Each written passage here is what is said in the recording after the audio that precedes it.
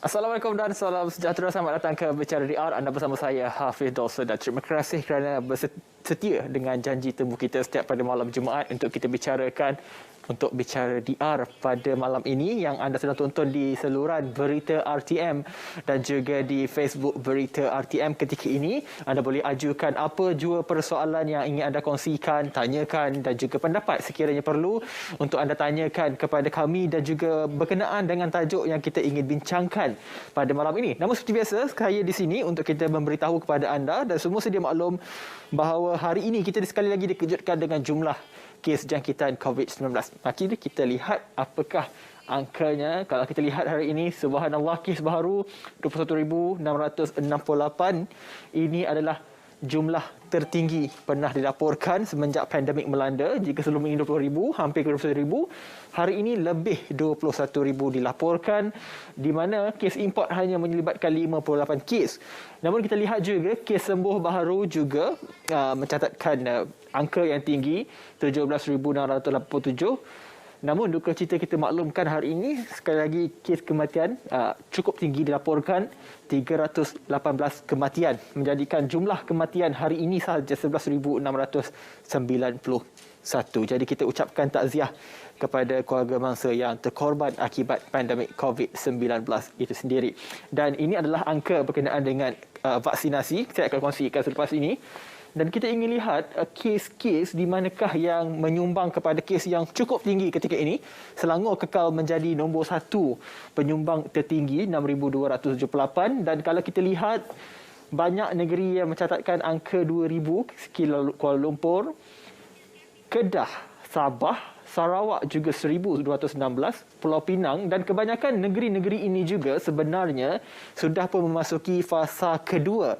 Jadi kita perlu berhati-hati dengan angka ini kerana jumlah yang tinggi ini cukup membimbangkan kerana kadar keboleh jangkitan juga akan menjadi lebih tinggi apabila kita melihat kepada trend jangkitan yang berlaku. Dan kita lihat pula kepada kategori 1 hingga kategori 5, majoritinya adalah kategori 1 dan 2, dan kategori 3, 4 dan 5 hanyalah 0.8, 0.4% dan juga 0.9%, dan kebanyakannya adalah tiada sejarah vaksinasi. Ini yang penting kita ingin kongsikan kepada anda. Dan ini juga penting untuk saya maklumkan berkenaan dengan BID atau brought in death, kematian di luar hospital ataupun death on arrival ataupun kematian sebaik tiba saja di hospital di mana disahkan positif COVID-19. Jadi kepada anda penting untuk mengenal pasti dan juga monitor diri anda di rumah sekiranya anda menjalani tempoh kuarantin di rumah, kerana kebanyakan kes adalah ketika mana mereka kuarantin di rumah. Jadi sila perhatikan kesihatan rakan-rakan anda, ahli keluarga anda dan sebagainya. Dan ini berkenaan dengan vaksinasi COVID-19 setakat semalam 11 Ogos jam 11.59 malam. Inilah jumlah 497,352 dos melibatkan dos 1 dan juga dos 2. Dan berita baiknya yang ingin saya kongsikan kepada anda adalah kita sudah pun melepasi angka 40% kepada individu dewasa, 40.7%. Untuk dos 1 saja hampir 70%. Saya rasa esok mungkin kita akan capai 70% yang disasarkan untuk esok, dan kita mengharapkan supaya angka ini akan terus menandingi dan juga melepasi apa yang kita lihat sekarang ini adalah kes COVID-19. Inilah yang saya maksudkan minggu lalu, kita dalam 2 peperangan, menurunkan kes COVID dan juga meningkatkan vaksinasi COVID-19. Baik, itu penerangan yang cukup panjang saya maklumkan kepada anda untuk kita fasih dan faham berkenaan dengan apa situasi dalam negara berkaitan dengan pandemik ini.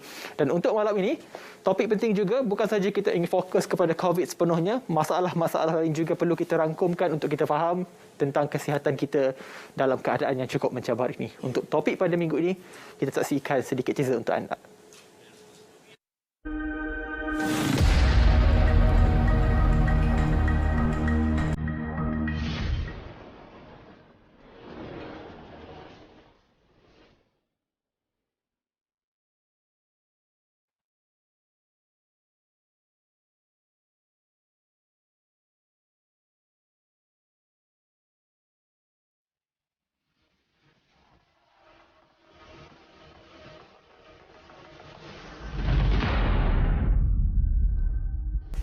Baik, itu adalah topik yang kita ingin bincangkan pada malam ini, strok dan pencegahannya. Saya pasti dan percaya ramai dan antara anda semua yang menonton di ketika ini, baik di saluran berita RTM dan juga di Facebook berita RTM, banyak persoalan berkenaan dengan strok yang kita sering dengar. Apakah sebenarnya yang dimaksudkan dengan strok dan apakah kepentingan untuk kita bincang pada malam ini, apatah lagi dalam tempoh pandemik COVID-19 ini sendiri.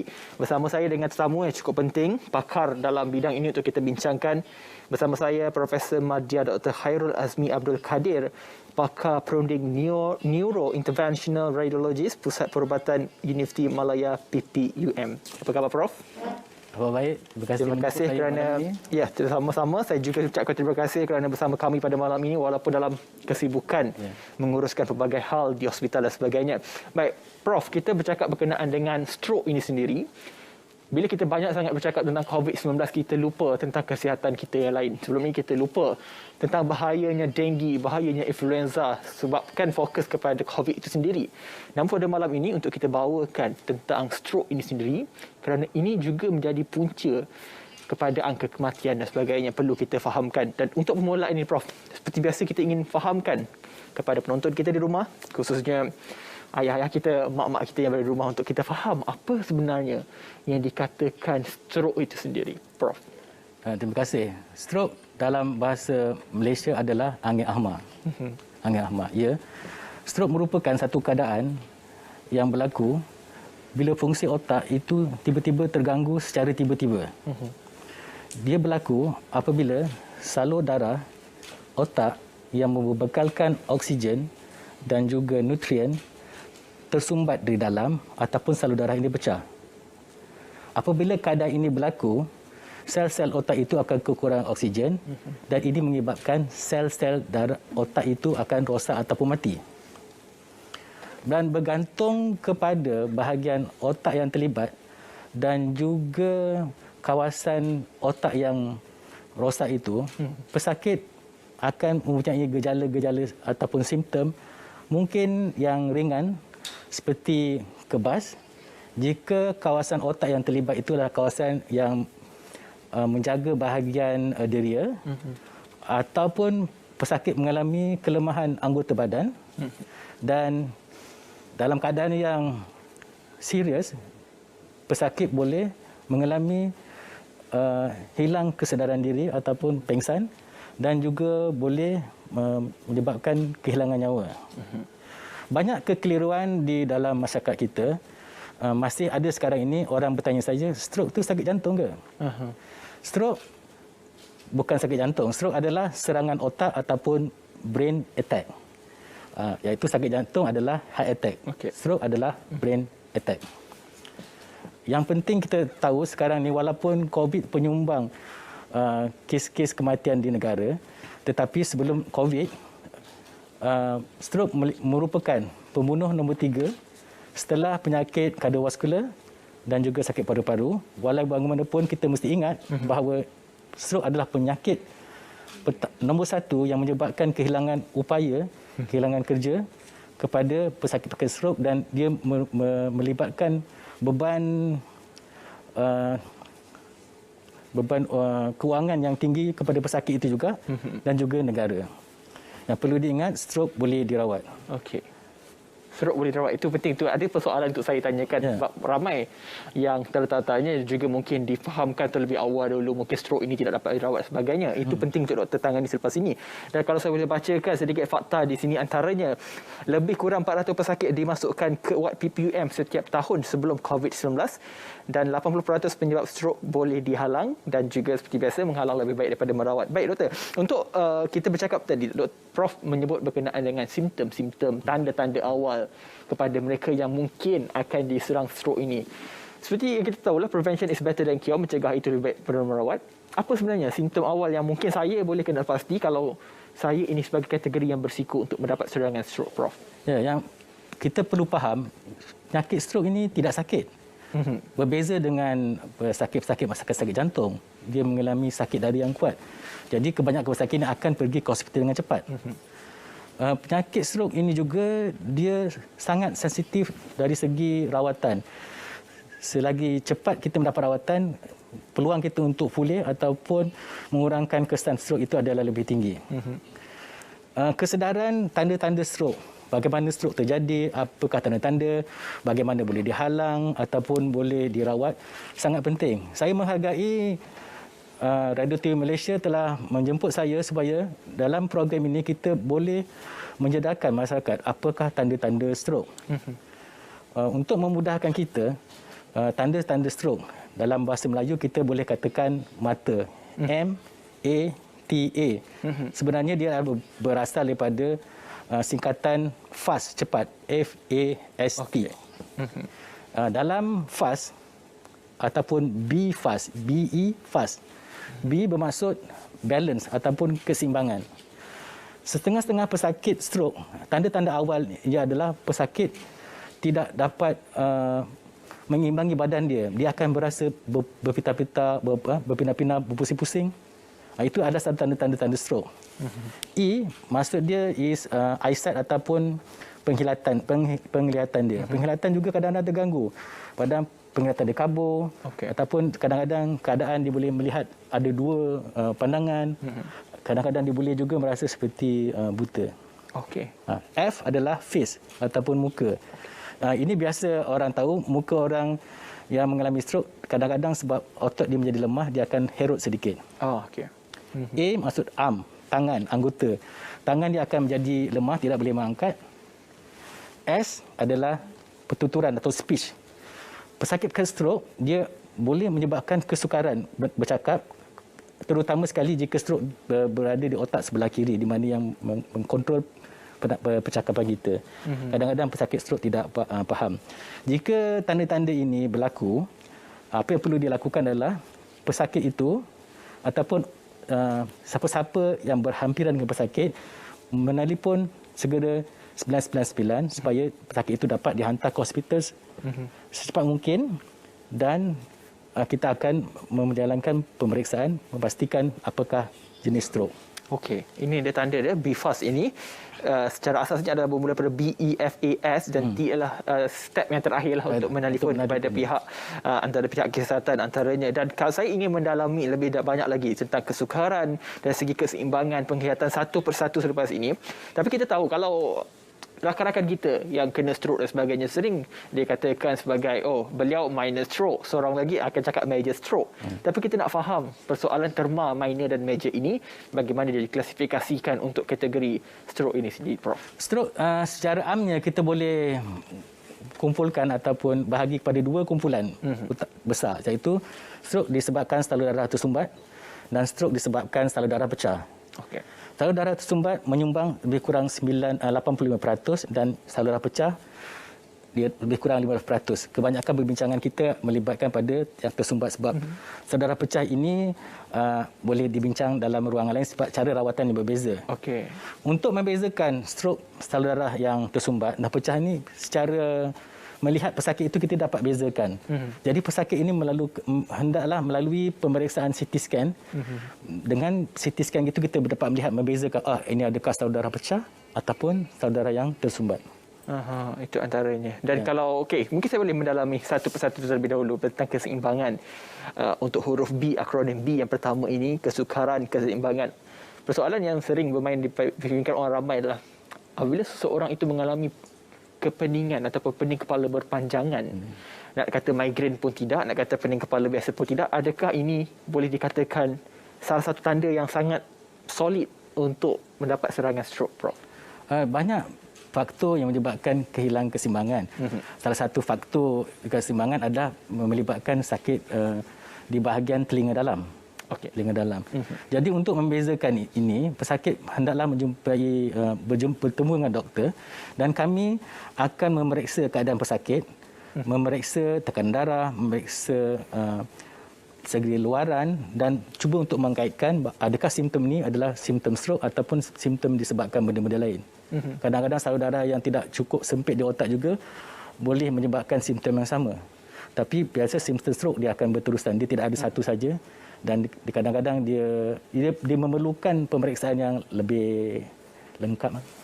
Adakah stroke dikaitkan terus dengan darah tinggi? Sebab ramai juga kata kalau darah terlalu tinggi maka serangan stroke itu akan berlaku. Adakah itu satu korelasi yang tepat, Prof? Ya, bila pesakit itu menghadapi darah tinggi yang tidak dikawal dalam jangka masa panjang, beberapa perkara boleh berlaku. Satu pertama adalah salur darah itu semakin sempit. Dan juga jika terlampau tinggi, salur darah yang halus boleh pecah. Jadi pesakit ini boleh mengalami dua keadaan, salur darah pecah dan juga tersumbat. Dan kebanyakan juga pesakit-pesakit yang ada darah tinggi ini, orang biasa kata ada sakit tiga serangkai. Sakit darah tinggi, kecil manis, kolesterol dan mungkin obesiti, lemak yang tinggi. Ketiga-tiga faktor, keempat faktor ini menyumbang kepada risiko untuk mendapat stroke yang lebih tinggi. Baik, kita akan tayangkan kepada anda dari semasa ke semasa berkenaan dengan BIFAS tadi ataupun mata itu sendiri. Bagaimana tanda ini anda boleh kenal pasti sebelum keadaan menjadi lebih parah. Baik saja kita kembali lepas ini, kita ada persoalan penting. Kerana sering dikaitkan, Prof, pelbagai penyakit ini sering dikaitkan dengan faktor keturunan dan sebagainya. Ini akan ditangani oleh Prof sebentar saja lagi. Jangan ke mana-mana, kembali selepas ini dalam Bicara DR.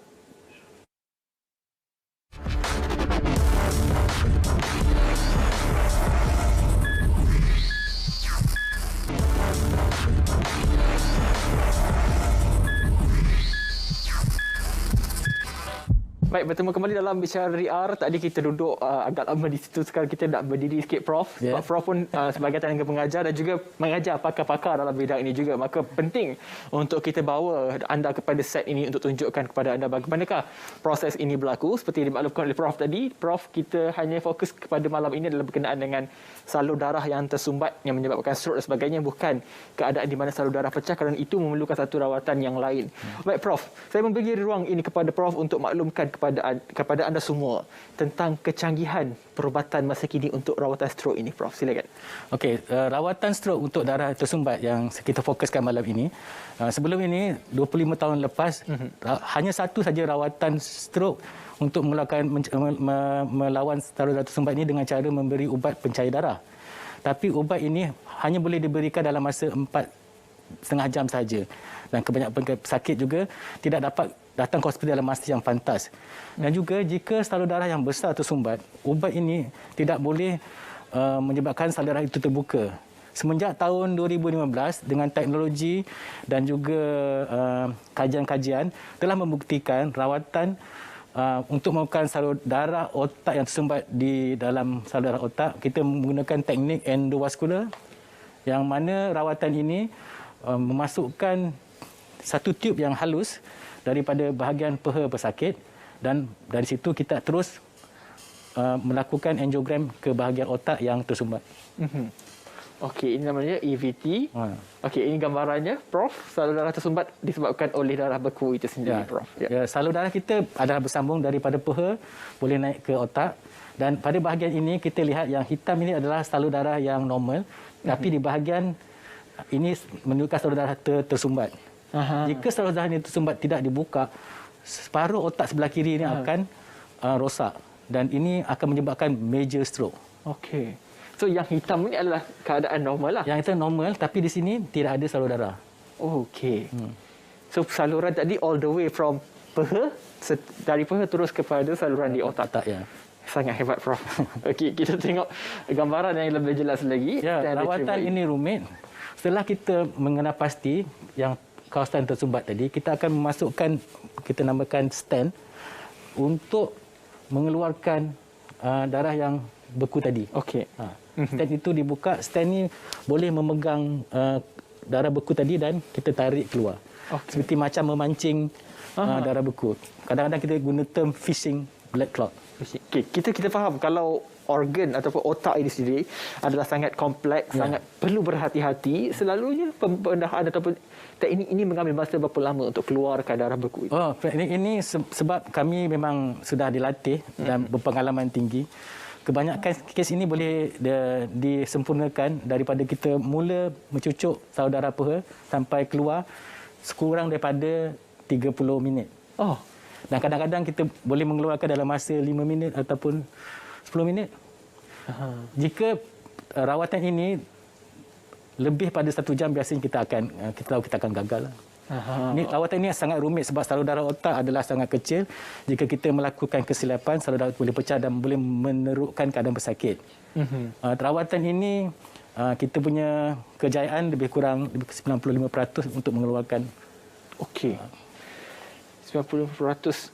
Okey. Ini sebagai contoh, bayangkan salur darah di sebelah kiri tersumbat ni adalah darah beku yang menyumbat salur darah. Okey. Jadi kita akan membawa tube yang lebih besar dan juga stent dimasukkan ke dalam darah beku. Jadi darah beku itu macam melekat. Kita biarkan stent itu terbuka lebih kurang 3 minit dan selepas itu kita tarik. Bila tarik, salur darah itu akan terbuka balik.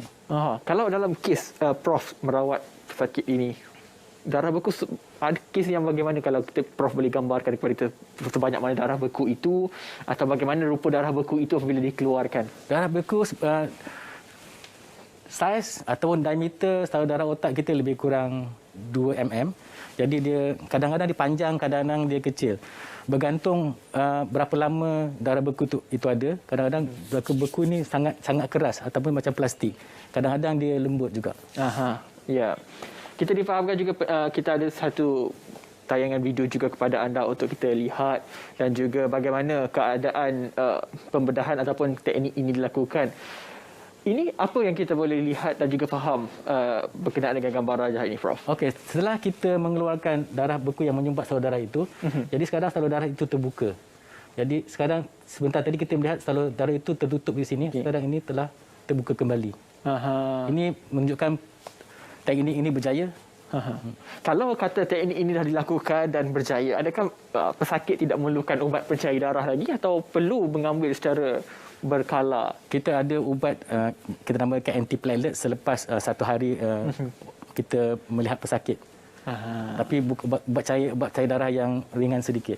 Okey, baik. Kita akan saksikan juga kepada anda dan tayangkan kepada anda tentang video berkenaan dengan teknik EVT ini sendiri untuk kita faham lebih lanjut lagi berkenaan dengan video ini. Okey, Prof, sebelum itu mungkin boleh teruskan. Tadi soalan tadi melihat berapakah saiz darah beku tadi?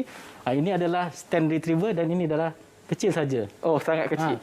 Kecil tapi boleh membunuh dan boleh mencacatkan orang. Okey. Sangat kecil. Doktor Prof sebenarnya ada membawa alat itu, kita akan tunjukkan kepada anda sebentar saja lagi. Jadi inilah yang dimaksudkan blockage, menyebabkan kandungan oksigen tidak dapat disalurkan.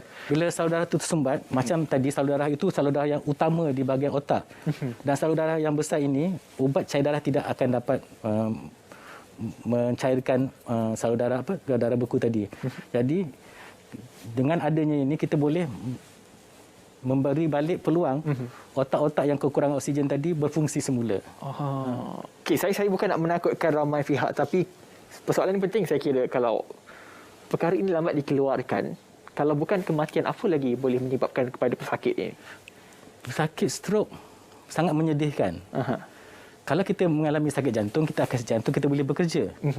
Kalau sakit stroke, contoh di sebelah kiri, pesakit akan mengalami tidak boleh bertutur, hilang memori, hilang daya upaya untuk bergerak. Dan ini menyebabkan kadang-kadang pesakit itu terlantar semua hidup. Dan ia akan tidak saja menyusahkan pesakit itu, dia akan memberi kesan ekonomi pada penjaga, kehilangan kerja dan kos rawatan yang berpanjangan akan meningkat. Itu dia penting. Jadi kalau kita berjaya mengeluarkan ini, peluang pesakit untuk pulih kembali adalah tinggi. Ini adalah real scene di Dewan Ini scene saya di 4PM. Saya ada kawan-kawan saya yang saya latih, Dr. Fadli dan Chan Kim Wong. Kita juga ada beberapa orang lagi. Okey, baik, kita sudah pun bersedia untuk tayangkan kepada anda sedikit video ringkas untuk kita tunjukkan berkenaan dengan rawatan EVT ini. Silakan.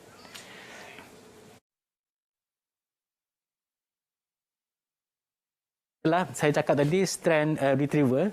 Stent itu merupakan besi-besi halus yang sangat lembut. Dia mempunyai lubang-lubang supaya dia dapat menangkap ataupun melekatkan darah beku yang tersumbat tadi. Stent ini sangat halus teknologi dia dan sangat mahal.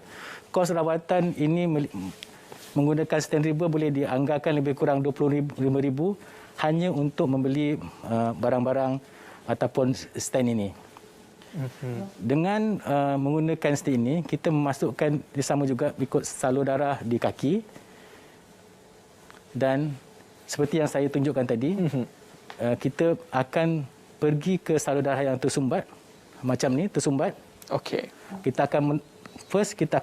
Pertama kita akan pastikan salur darah itu tersumbat. Macam ni salur darah tersumbat. Okey.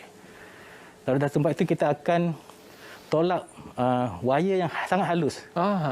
Dengan wayar darah itu kita boleh membawa kita punya tube kateter tadi. Okey. Daripada dalam tube ni kita akan masukkan stent. Okey. Kita akan tolak stent hingga ke hujung. Soket rawatan ini rumit sebenarnya, memberi kepakaran yang sangat tinggi.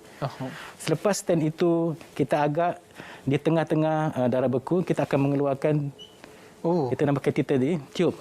Dan stent ini akan mengembang dan dia akan melekatkan darah beku tadi.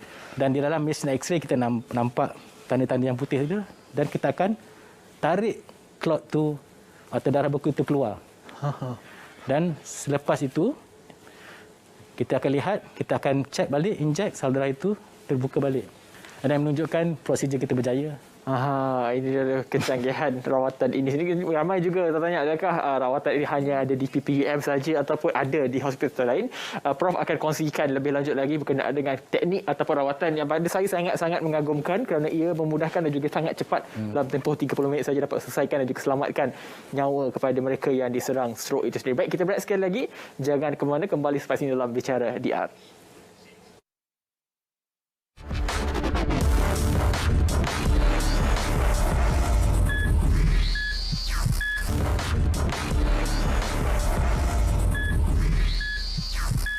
Baik, bertemu kembali dalam Bicara DR. Tadi anda saksikan animasi cara pembedahan menggunakan teknik EVT yang kita maksudkan tadi.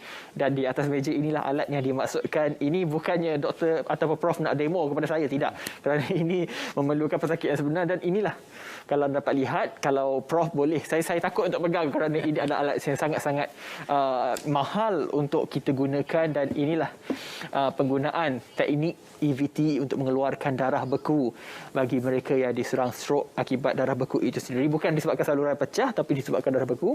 Inilah alatnya. Prof, sangat halus ya? Sangat halus dan sangat mahal. Teknologi dia sangat tinggi. Jika kita lihat, Okey, inilah real situation. Ini adalah keadaan stent tu. Dia mempunyai lubang-lubang yang halus dan dia boleh menarik darah beku yang menyumbat salur darah tadi. Kan boleh saya pegang, rasanya seperti dawai ke macam? Ya, dawai. Okey, sangat halus. Sangat halus. Okey. Baik, inilah dia alatnya dan yang anda dapat saksikan secara real. Baik doktor, mungkin ramai tertanya, adakah hanya teknik ini terdapat di PUM sahaja ataupun ada kawasan tertentu yang menawarkan kepakaran ini? Kita bertuah di Kuala Lumpur.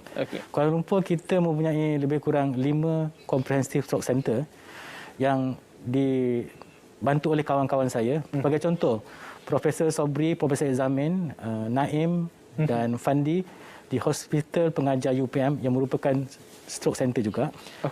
Dia boleh menjaga kawasan seperti Putrajaya, Banting, dan kita mempunyai Prof Rosman, Dr. Nick, Dr. Leong di Hospital HUKM. Di Hospital HKL kita ada Dr. Lau, Dr. Ganesh. Di Hospital Sungai Buloh kita ada Dr. Zulzaki, Dr. Arvin.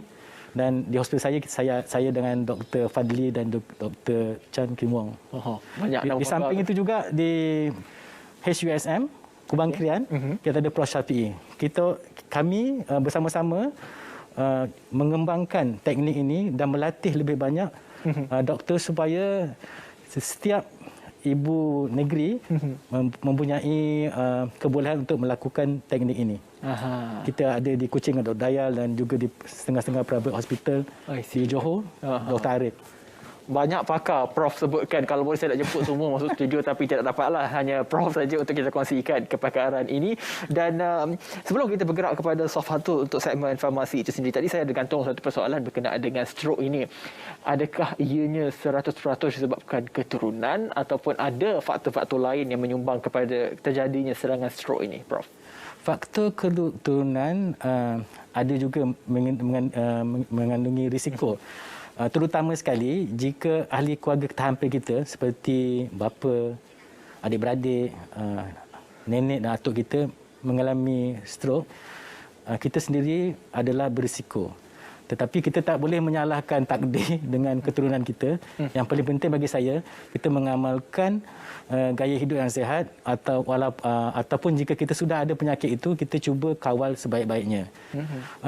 Ada juga penyakit stroke disebabkan genetik, tetapi tidak banyak seperti autoimmune disease, melas macam, dan juga salur darah yang tidak betul macam moya-moya disease, tapi sangat jarang.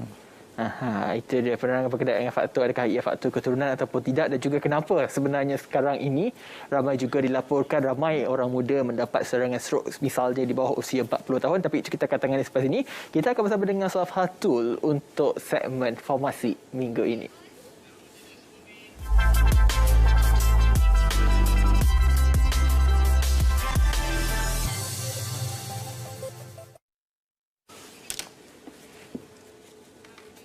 Baik, kita akan bersama dengan Safhatul secara dalam talian untuk segmen ataupun kapsul farmasi kali ini. Seperti biasa, tajuk pada hari ini berkenaan dengan stroke dan pencegahannya. Pastinya Safhatul akan berkongsi kepada kita patuhi ambil ubat elak stroke berulang. Hello Safhatul, Assalamualaikum. Assalamualaikum Hafiz. Baik, satu kita bertemu sekali lagi secara dalam talian. Kita di studio ini sudah pun cuba memahamkan dengan lebih mendalam lagi apa itu stroke dan pencegahannya. Ada juga kaitannya dengan apa yang disebutkan oleh Prof berkenaan dengan pengambilan ubat, cair darah dan sebagainya. Mungkin dari segi Safhatul sendiri sebagai pegawai farmasi itu sendiri, mungkin ada perkongsian yang lebih mendalam berkenaan dengan tajuk kita pada malam ini. Silakan Safhatul. Okey, selari dengan topik kita berkenaan stroke dan pencegahannya. Jadi untuk episod kali ini saya nak kongsikan sedikitlah tentang pentingnya untuk kita patuh arahan ambil ubat supaya elak stroke berulang. Okey, proses pemulihan selepas serangan stroke ni dia perlukan masa yang sedikit panjang. Jadi sebenarnya komitmen daripada pesakit dan sokongan ahli keluarga sangat pentinglah untuk pastikan kesan rawatan yang diingini itu tercapai. Okey, selain daripada program-program rehabilitasi contoh seperti fisioterapi, terapi cara kerja, perubahan gaya hidup, kepatuhan terhadap pengambilan ubat ni pun penting. Faktor pentinglah untuk elak daripada serangan stroke ni berulang. Okey, jadi antara ubat yang sering diberikan oleh doktor kepada pesakit stroke ialah ubat antiplatelet atau ubat cair darah. Jadi antiplatelet ni cara dia bertindak adalah dengan menghalang penggumpalan platelet ni, jadi boleh elakkan darah daripada membuku.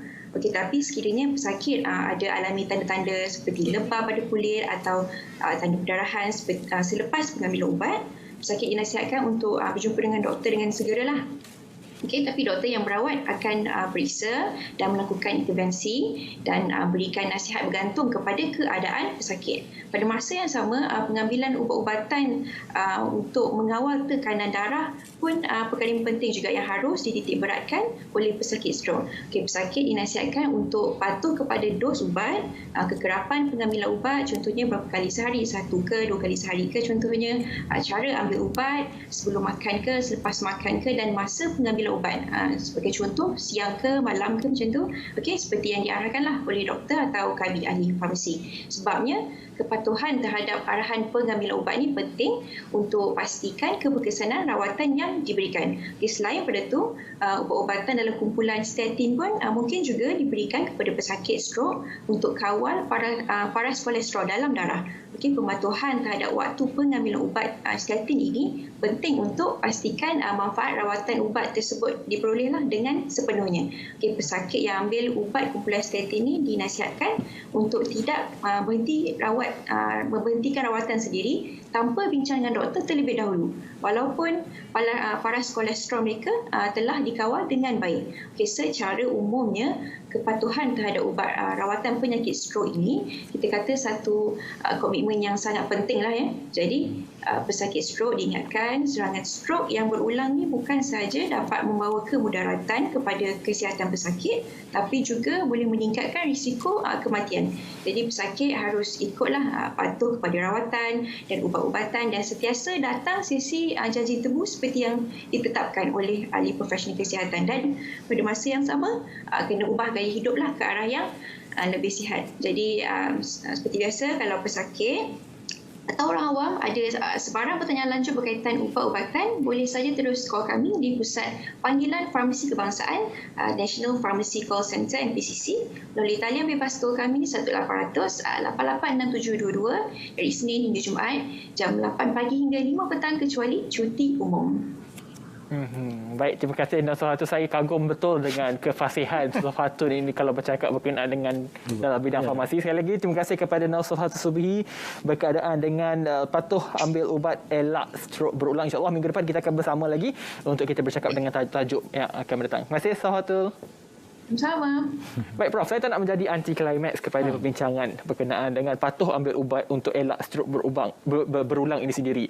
Kalau kita lihat kepada teknik EVT ini sendiri, persoalan yang bermain di fikiran saya dan mungkin ramai pihak juga, adakah strok ini akan berulang sekiranya rawatan ini sudah pun berjaya dan juga pengambilan ubat menyebabkan strok itu dah katakan komplit ataupun 100% sembuh, adakah berlaku serangan kali kedua ataupun ya, dia boleh berlaku berulang jika seperti yang telah diterangkan tadi, jika pesakit tidak patuh untuk mengambil ubat ataupun pesakit masih tidak mengubah gaya hidup dia dengan tidak menjaga makanan, tidak melakukan kesihatan, exercise atas arahan daripada doktor, mereka boleh dapat penyakit berulang.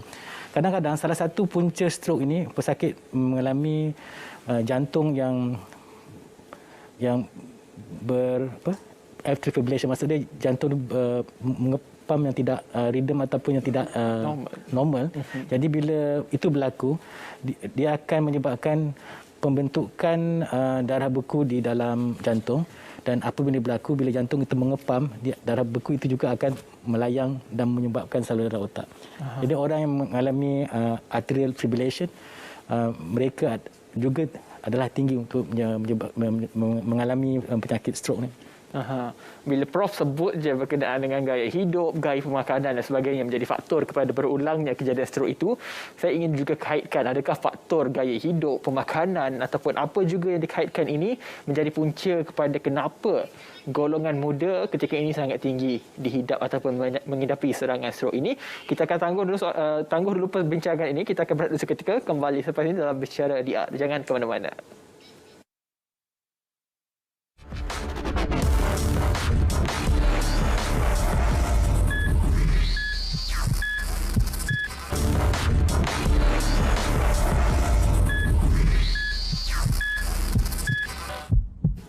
Baik, bertemu kembali dalam Bicara DR, masih berbincang berkenaan dengan strok dan juga pencegahannya. Tadi kita gantung satu persoalan berkenaan dengan gaya hidup dan juga kenapa orang muda ketika ini ramai diserang strok. Dan mungkin saya nak tanya Prof dulu. Setakat ini paling muda usia berapa Prof pernah jumpa? Bagi saya pernah jumpa lebih kurang 30-an. 30-an? 30-an tu sakit strok. Jadi adakah sebab gaya hidup ini dan gaya hidup bagaimana yang menjadi penyumbang kepada faktor serangan strok di usia muda ini? Ya, mengikut pengalaman dan pemerhatian saya, kebanyakan kita mengabaikan kesihatan setelah kita mula memasuki alam pekerjaan. Sebagai contoh, jika seorang itu seorang graduate ataupun graduan universiti, mereka mula mengabaikan kesihatan mereka seawal usia mungkin 24-25 sampai 40 tahun untuk mencapai kejayaan dalam bahagian karier itu. Sebab kerja dia akan lebih panjang, kerja akan sibuk, dan masa lebih kurang 15 tahun atau 10 tahun ni dia akan memulakan keluarga yang baru. Jadi jika tidak berhati-hati, mereka akan mengalami risiko-risiko untuk sakit jantung dan strok juga. Sebab mereka tidak cukup rehat. Kedua, mereka tidak mengawal pemakanan. Mungkin masa mereka pelajar dia tidak cukup duit. Jadi sekarang dia boleh beli apa saja dia nak. Dan apabila ini berlaku, bila peningkatan berat badan, kadar kolesterol tiba-tiba naik, kalau dulu dia boleh makan masa pelajar makan udang mungkin sebulan sekali, sekarang ni dia boleh makan hari-hari. Jadi dalam proses 10 tahun, 15 tahun tu, dia menyumbang kepada penyakit-penyakit kardiovaskular, kepada macam saluran darah tersumbat di jantung, dia akan menyebabkan heart attack. Kalau di otak, dia menyebabkan stroke ataupun saluran darah terpecah. Itu pemerhatian saya. Yang paling penting kita mesti cukup rehat, cukup tidur, kurang-kurangnya exercise 5 kali sehari. Macam saya adalah suka lebih pada prevention. Selepas sembahyang subuh, pagi-pagi saya akan lari lebih kurang 5 km sebelum saya bekerja. Itu memang amalan saya. Dan kalau boleh, setiap hari Isnin atau Khamis kita berpuasa. Aha. Selain itu, kita tidur awal. Tapi ini mungkin susah sikit kalau orang baru nak mulakan nak kerjaya. Tapi kalau kita tidak memandang serius faktor pencegahan ini, kita akan merosakkan badan kita. Yang paling penting saya lihat tadi, supaya kita selalu happy, gembira, jangan ada rasa sakit hati ataupun marah-marah. Sakit marah hati ini penyumbang yang tinggi juga. Untuk emosi, untuk menyebabkan sakit kardiovaskular, jantung, stroke. Kita perlu ada ketenangan. Untuk tenang ni kita tak perlu kita handsome ke ataupun tak handsome, kaya atau miskin. Kita kontrol diri kita sendiri. Jangan marah, pemaaf, macam tu. Ya. So kita kena imbangkan spirituality dan juga kita punya aktiviti lain juga. Banyak poin penting antaranya emosi itu sendiri, dan juga ingatlah berlari lepas subuh 5 km, jangan berlari atas katil lah, jadi punca lain pula, nanti jadi makin teruk, stroke dan sebagainya. Kita nak bercakap tentang persoalan lain juga berkenaan dengan stroke ini dan juga COVID-19 ini. Ini satu kita nak kaitkan. Kita sering dengarkan COVID apabila diserang seseorang itu yang mempunyai komorbid akan menjadi lebih parah. Adakah stroke ini salah satu kategori komorbid yang memberi satu kesan serius kepada jangkitan COVID-19 itu sendiri, Prof? Ya, kalau pesakit itu telah mengalami stroke, jika pesakit itu juga tidak boleh bergerak, jadi kalau pesakit ini mengalami COVID infection, dia akan lebih teruk sebab COVID biasanya menyebabkan paru-paru dia rosak. Jadi penyebab stroke adalah kita tidak cukup oksigen di otak. Jadi bila pesakit stroke ini mengalami benda yang sama, dia akan menyebabkan kesan yang lebih teruk. Itu dia penting. Dan adakah golongan ini sangat-sangat digalakkan untuk mengambil vaksin, atau bagaimana prosesnya untuk mendapatkan pelalian itu, Prof? Sama juga seperti orang yang sakit-sakit lain ataupun kita juga, pemberian vaksin sangat penting supaya bila pesakit ataupun orang biasa ataupun pesakit-pesakit lain mendapat vaksin, sekurang-kurangnya jika kita mengenai jangkitan itu tidak teruk. Sebagai contoh, kalau dia mengalami jangkitan COVID-19, dia mungkin tidak perlu dibawa ke hospital, dan jika dia menyerang paru-paru pun tidak akan terus menyebabkan dia memerlukan bantuan pernafasan. Walau bagaimanapun, pesakit ini mestilah kita periksa dulu supaya keadaan dia betul-betul sihat untuk mendapat vaksin. Nasihat doktor dan pemantauan doktor juga perlu. Itu dia penting kepada anda. Mungkin ada ibu bapa anda yang enggan mengambil vaksin disebabkan takutnya, disebabkan stroke dan sebagainya. Maka inilah jawapan dan penjelasan daripada pakar sendiri, daripada Prof sendiri berkenaan dengan pengambilan vaksin dan juga bagaimana stroke boleh menyerang ataupun keadaan lebih parah dan sebagainya. Baik, soalan ini lama saya tidak bawakan kepada tetamu-tamu sebelum ini, kerana saya fikir ini sangat penting untuk tanyakan juga berkenaan dengan fakta dan juga mitos. Kita nak memerangi fakta ini dan juga mitos ini menjadi satu kerja juga kepada pihak perubatan.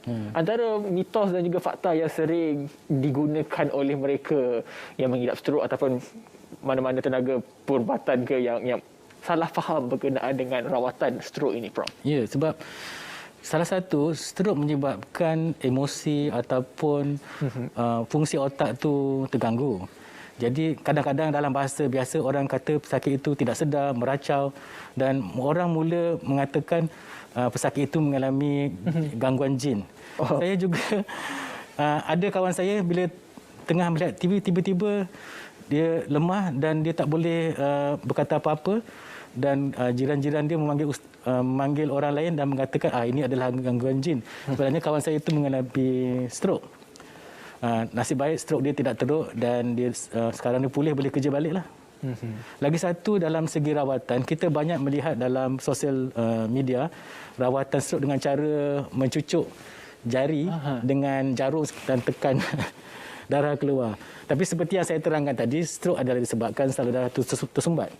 Jadi kita perlu membuka saluran darah itu dengan cara macam tadi, cuci darah, atau dengan cara mengeluarkan darah beku itu tadi dengan guna stand di tiba ataupun sedut keluar, ataupun juga menggunakan ubat yang boleh mencairkan darah. Dan banyak orang kata stroke ini tidak ada ubat. Tapi sebenarnya seperti yang terangkan tadi, stroke boleh dirawat. Ini antara paling famous juga, Prof. Kalau kena stroke, tanam dalam pasir dalam tempoh beberapa jam. Adakah ini satu perkara yang bagaimana Prof ingin memperjelaskan kepada orang bahawa perbuatan ini sangatlah tidak berasas dan juga tidak betul sebenarnya? Ya, sebenarnya bagi saya kebanyakan amalan-amalan yang ini kita rakyat Malaysia tidak dapat peluang untuk mendapat rawatan-rawatan yang baru sebab dia mahal dan mungkin di hospital-hospital itu tidak menyediakan rawatan-rawatan ini. Jadi orang akan mencuba apa saja yang mampu dalam bahagian dia. Tetapi bila di negara-negara maju yang mana skrim insurans meliputi semua rakyat dia, pesakit akan mendapat pemeriksaan CT scan dan boleh mendapat rawatan yang sepatutnya.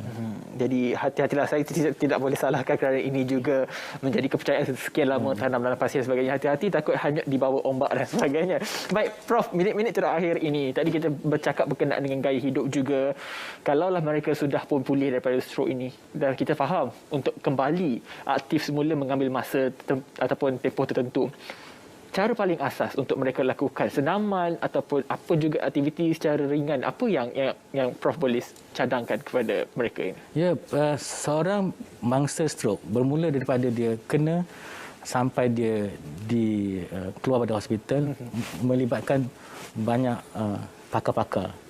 Bagi saya, walaupun saya berjaya mengeluarkan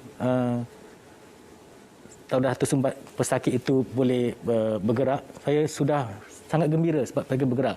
Tetapi sebenarnya pesakit itu juga mempunyai masalah memori, kurang daya berfikir, dan saya sangat berbangga dengan rawatan-rawatan pemulihan seperti di Pusat Perubatan Musim Melaya. Mereka sangat aktif dalam memberikan rehabilitasi ataupun pemulihan supaya pesakit itu dapat berfungsi semaksimum mungkin dari segi fikiran, dari daya kerja.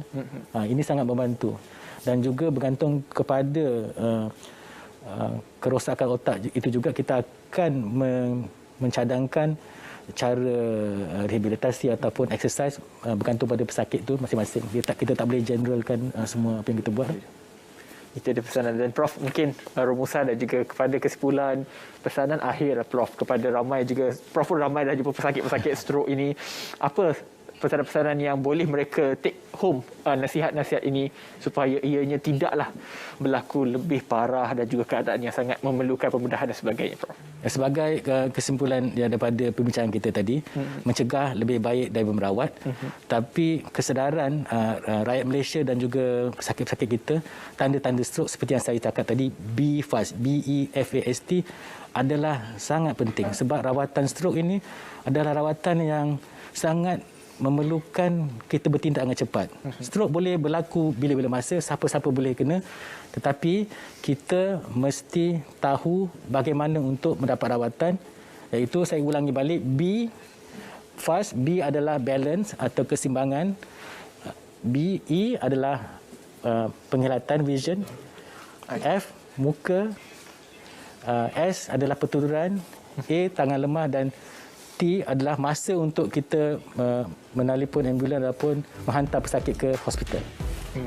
Ingat, be fast itu adalah salah satu kata kunci untuk anda selamat daripada serangan yang lebih parah dan sebagainya. Kita sudah mengakhiri rancangan kita pada malam ini. Saya harap anda semua faham dan juga fasih serta maklum berkenaan dengan apa itu stroke dan juga pencegahannya. Sekali lagi terima kasih kepada Profesor Madya Dr. Carol Azmi Abdul Kadir, pakar perunding Neurointerventional Radiologist Pusat Perubatan Universiti Malaya PPUM. Terima kasih lagi Prof. InsyaAllah kita akan berjumpa lagi. Banyak lagi pakar dan juga perbincangan yang kita ingin lanjutkan. Kepada anda, terima kasih kerana menonton Bicara DR pada malam ini di saluran Berita RTM dan juga di Facebook Berita RTM dan juga esok di TV1 jam 3.30 petang. Jangan lupa kibarkan jalur gemilang anda dalam tempoh kita menyambut bulan kebangsaan ini, dan juga jangan lupa daftar vaksinasi dan juga jangan lupa janji temu vaksinasi anda. Terima kasih kerana menonton. Saya Hafiz Hasan. Assalamualaikum dan